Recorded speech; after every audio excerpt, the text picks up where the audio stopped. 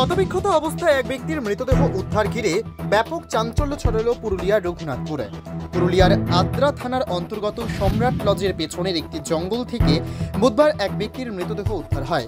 জানা যায় ওই ব্যক্তির শরীরের বেশ কয়েকটি জায়গায় ক্ষতবিক্ষতর চিহ্ন রয়েছে। ঘটনার খবর পেয়ে ঘটনাস্থলে পৌঁছায় আদ্রা থানার পুলিশ। ঘটনাস্থলে পৌঁছান রঘুনাথপুর মহকুমা পুলিশ আধিকারিক রোহিত শেখ ও আদ্রা থানার ভারপ্রাপ্ত পুলিশ আধিকারিক সুবীর পাল।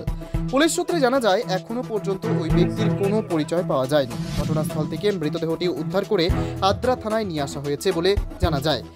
ওই দেহ ওখানে কিভাবে এলো, এটি খুন নাকি অন্য কোনো ঘটনা তা জানতে তদন্ত শুরু করেছে police. Soumen Chowdhury report, recall voice 24/7।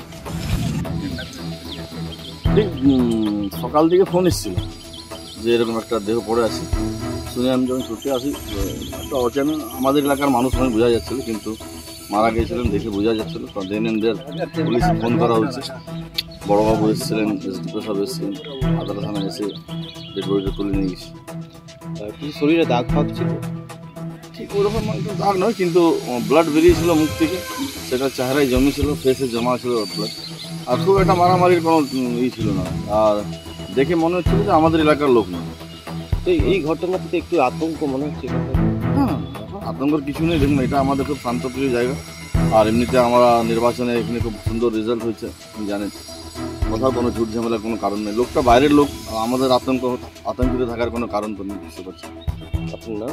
আমার নাম ডিমনোজ কুমার, এই এলাকার পঞ্চায়েত সমিতির সদস্য, রঘুনাথপুর জনস্বাস্থ্য কর্মকর্তা।